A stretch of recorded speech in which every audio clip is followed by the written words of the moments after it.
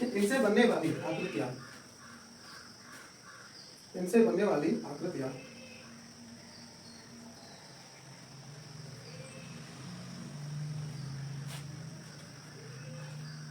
दो भागों में विभाजित की जाती है, दो भागों में विभाजित की जाती है। पहला पहला ज्वालामुखी शैल, पहला ज्वालामुखी शैल, काला विशाल, और दूसरा पातालीय शैल, पातालीय शैल।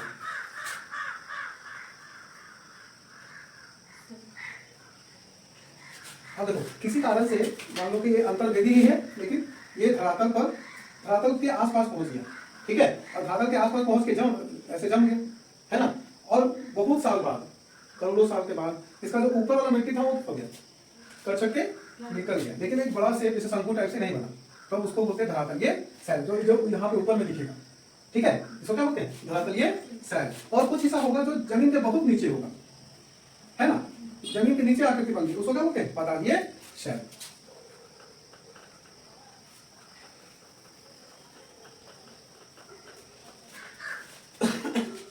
अब देखिए अंतर्भेदी आकृतियों का दूसरा पातालीय शैल, अब इसे लिखिए अंतर्भेदी आकृतियों,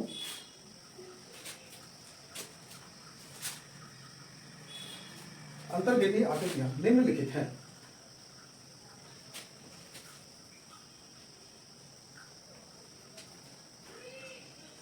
पहला बैथोलिथ,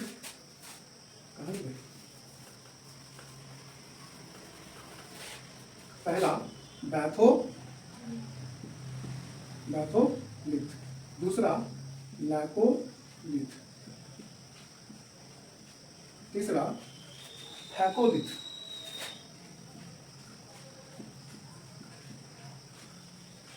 चौथा लैकोलिथ,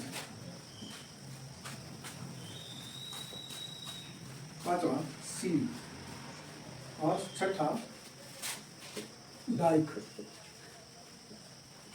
कौन कौन है, बैथोलिथ, लैकोलिथ, थैकोलिथ, लैकोलिथ, सील और डाइक। आंतरिक भू आकृति किस टाइप से है, बैथोलिथ, बैथोलिथ जो एक जगह बहुत बड़ा पिंड अगर जमा हो जाए तो उसको क्या बोलते हैं, बैथोलिथ। ये बहुत बड़ा, इसको महास्तंभ भी कहते हैं, ठीक है, इसको महास्तंभ भी कहते हैं, मतलब बहुत बड़ा पार्ट जो पृथ्वी का बेस में मान लो जमा हो गया, बहुत बड़ा वाला हिस्सा, उसको बोलते हैं बैथोलिथ, ठीक है। अब इसमें से मान लो जो दरार वाला हिस्सा में, कमजोर वाला हिस्सा में जम गया, और ये चादर, सील मतलब क्या होता है, चादर, ठीक है, तो पतला ये हो गया, उसको बोलते हैं सील, ठीक है। अब मान लो ऐसे जो लंबवत खड़ा हो जाता है, ठीक है, जैसे मान लो यहाँ कम प्रेशर वाला लावा निकला और ये इसको फाड़ नहीं पाया, ठीक है, और यही जमा रह गया, बाद में इसको फाइंड आउट किया गया, इसको बोलते हैं जो लंबवत, धरातल के लंबवत हो, जो आकृति खड़ी हो जैसे खुट्टे के जैसे, उसको क्या बोलते हैं, डाइक। अब ऐसे ही आकृति बना, बाहर नहीं निकल सका, लेकिन ये गुंबदाकार एक बड़ा सा चट्टान टाइप से बन गया, तो क्या बोलते हैं, लैकोलिथ, ठीक है। ये भी लैकोलिथ का ही उदाहरण है, थैकोलिथ नहीं होगा, लैकोलिथ होगा, ठीक है। थैकोलिथ मतलब क्या होता है, जैसे प्लेट टाइप का, कस्तरी टाइप का, अगर ये ऐसे ना बन करके ये ऐसे प्लेन सीट बन जाता तो इसको थैकोलिथ बोल देते, ठीक है। जैसे प्लेट टाइप का पतला सा चौड़ा पट्टी से ये मोटा फूल गया ना, ये ना मोटा फूल के नहीं प्लेट ऐसा बन जाता, तो वो क्या बोलते हैं, थैकोलिथ, ठीक है। और अगर एक और है, हम लोग सील पढ़ लिए, टाइप पढ़ लिए, लैकोलिथ। लैकोलिथ क्या है, लैकोलिथ मतलब देखो, लैकोलिथ मतलब कस्तरी वाला हम लोग जो पढ़ रहे हैं वो लैकोलिथ वाला है, ठीक है, जो प्लेट टाइप का बनेगा उसको क्या बोलते हैं, लैकोलिथ। लिख लो पहले लिखो बैथोलिथ।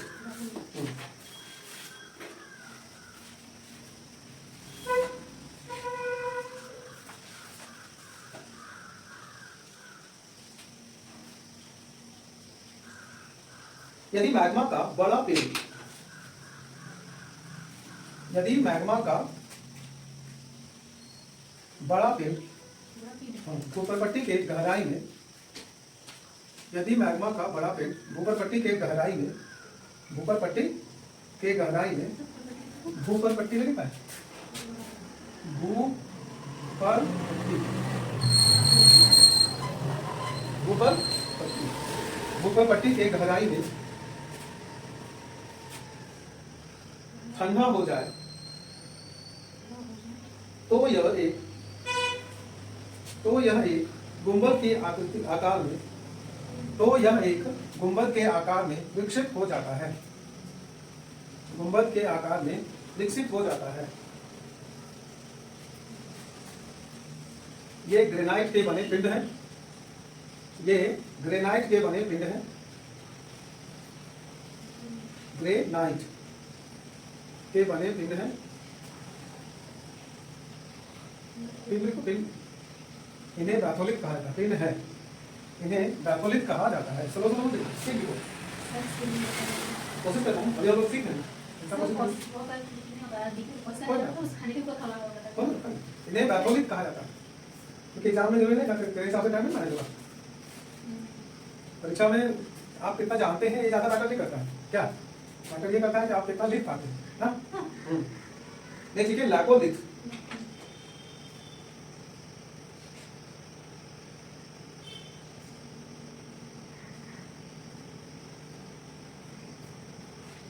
देखिए इनकी आकृति धरातल पर पाई जाने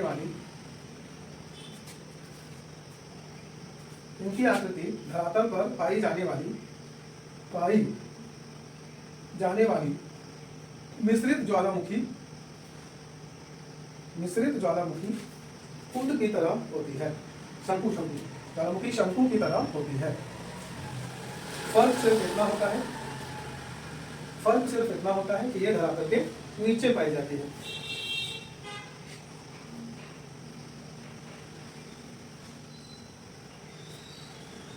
फर्क सिर्फ इतना होता है कि ये धरातल के नीचे पाई जाती है। कर्नाटक में नीचे पाई जाती है। कर्नाटक में ऐसी ही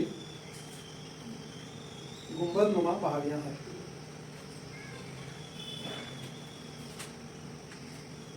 अब देखो लैकोलिथ, एक ही मिनट, लैकोलिथ, फैकोलिथ व सील,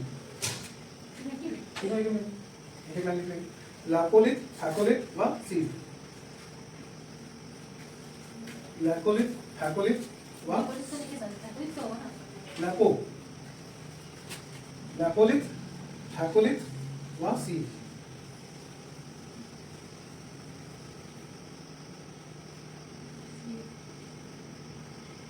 देखो जब लावा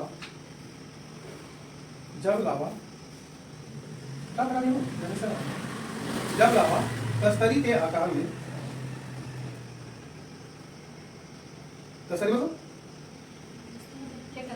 जब लावा कस्तरी के आकार में जमा होता है तब उसे लैकोलिथ कहते हैं।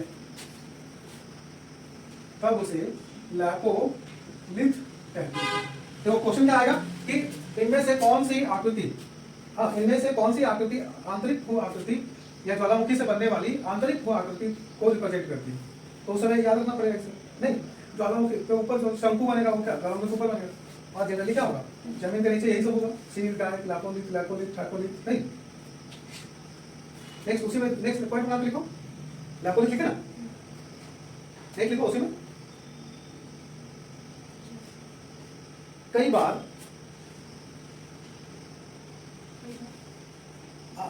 बार अंतर्भेदी या आग्नेय चट्टानों की मुर्दार अवस्था में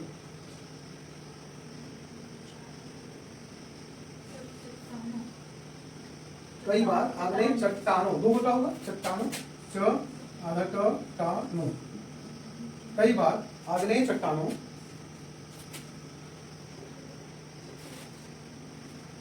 की मुर्दार अवस्था में, कई बार आग्नेय चट्टानों के मुर्दार अवस्था में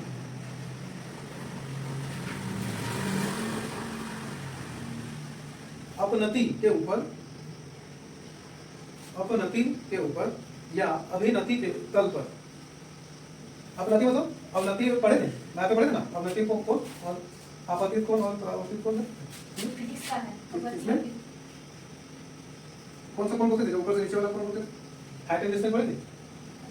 आपतित कौन इसको बोलते थे, अवनति कौन इधर से ऊपर वाला बोलते थे अवनति, और ऊपर से नीचे वाला को आपतित को, हाइट एंड डिस्टेंस में सर प्रवृत्ति को पढ़ा है। जैसे खंभा का हाइट निकालना हो तो बोलते थे ना कि मान लो ये कोण आपतित इससे बनने वाला आपतित अपनति कोण कितना है 60 डिग्री और ये लंबाई दिया हुआ है इसका ये निकालना ऐसा होगा ना।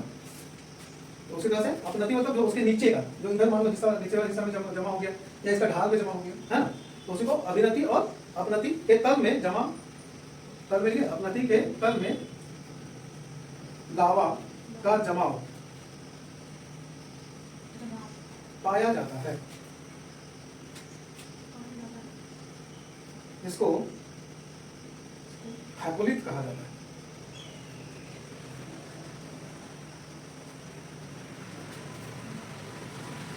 फैकोलिथ कहा जाता है। देखिए कई बार लावा आग्नेय चट्टानों के ऊपर चादर की तरह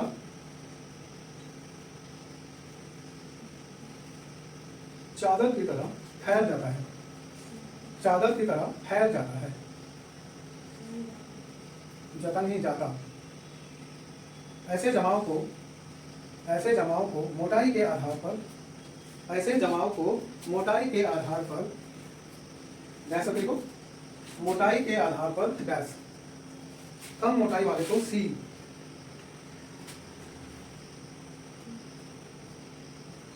कम मोटाई वाले को शीट बोलते, शीट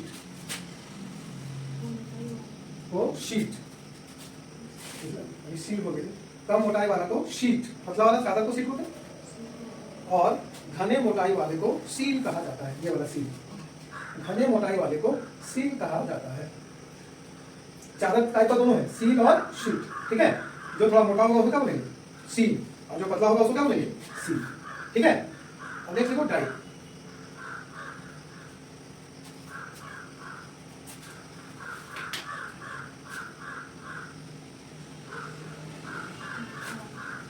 जब लावा का जमाव धरातल के लंबवत होता है, जब लावा का जमाव धरातल के लंबवत या समकोण पर होता है, तब उसे लंबवत ऐसे लंबवत, ठीक है। तो बात लिखते वक्त तब देखो या समकोण पर होता है, तब उसे समकोण बोले। समकोण पर होता है तब उसे डाइक कहा जाता है, ठीक है। एक बार हम लोग रिकॉर्ड कर सकते हैं। आंतरिक भू आकृति का निर्माण किससे होता है? आंतरिक भू आकृति का निर्माण किससे होता है? ज्वालामुखी क्रिया से होता है, ठीक है। लेकिन ये धरातल के नीचे होता है, तो धरातल के नीचे बनने वाली आकृति सबसे पहले हम लोग देखते हैं बैथोलिथ। बैथोलिथ क्या है? जो जब बड़ी मात्रा में लावा एक बड़े चट्टान के रूप में इकट्ठा होता है, मतलब बहुत बड़े विस्तार क्षेत्र में, तब उसको क्या बोलते हैं? बैथोलिथ, ठीक है। उससे ऊपर उठ के लैकोलिथ का निर्माण होता है। ये लगभग तो ये मिश्रित शंकु है, तो इसी टाइप का बना कि नहीं? ऐसे करके ये भी ऐसे बना, इसका गुंबद लगभग क्या होता है तुम्हारा? मिश्रित शंकु के जैसा होता है। ये मिश्रित शंकु इसको बोल सकते हैं।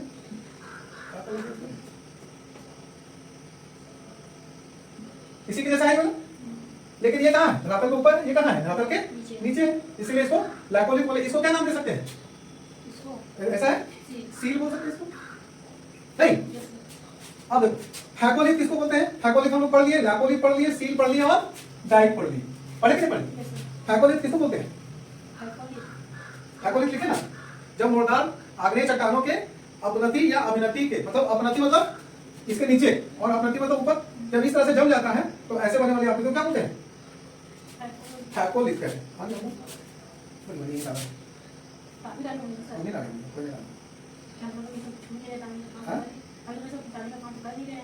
नहीं, और सब लोग नहीं पढ़ाते हैं, लोग यूज नहीं करते। तो ये हो गया फैकोलिथ। लैकोलिथ क्या बोले? जब ये प्लेट टाइप से बनेगा तब इसे क्या बोलते हैं? लैकोलिथ। जब ये सील क्या है? एक चादर की तरह बनेगा, नहीं। और ये जब पतला होगा तब इसको क्या बोलेंगे? शीट। पतला होगा तो शीट, और अगर ये मोटा बन गया ऐसे करके तब इसको बोलेंगे सील, ठीक है। और डाइक, डाइक हम लोग पढ़े, जब ये लंबवत बनता है तब इसको क्या बोलते हैं? डाइक। आज इतना ही पढ़ते हैं, कल हम लोग नया चैप्टर शुरू करेंगे, लेकिन इसका जो क्वेश्चन आंसर है वो तुम लिख के लाएंगे। एनसीईआरटी है तेरे पास? नहीं करती? खरीद लेना। सर कह रहे हैं 2 दिन महीना इसलिए नहीं खरीद रही ये जिंदगी में काम देगा। आगे बढ़ना है कि नहीं बढ़ना है? आगे कुछ करना है ना? पढ़ना है लेकिन ज्योग्राफी नहीं लेना है। ज्योग्राफी मेरा मन नहीं पता है। पढ़ो ना, मन लगेगा। समझी?